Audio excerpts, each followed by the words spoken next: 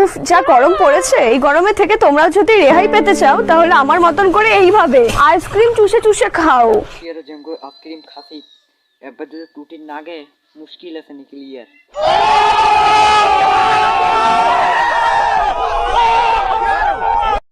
रुको जरा सबर करो।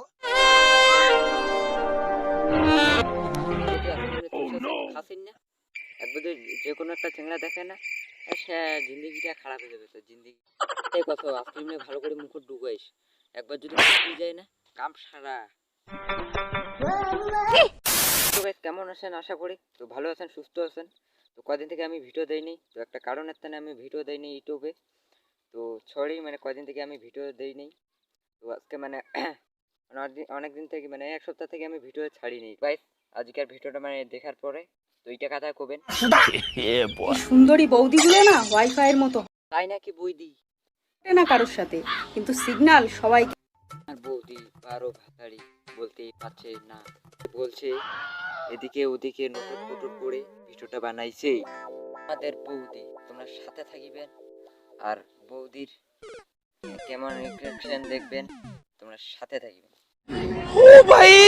এই সুন্দরী বৌদিগুলো না ওয়াইফাই এর মতো হয়, পটে ফটে না কারোর সাথে, কিন্তু সিগন্যাল সবাই। তো বৌদি বলি তোমরা বারো ভাতাড়ি যা চিনেছো তো ওর কাছে যাও, ফ্রিতে আপলোড ডাউনলোড সব পাবেন। बड़ा हरामी हो बेटा। वाह क्या सीन है।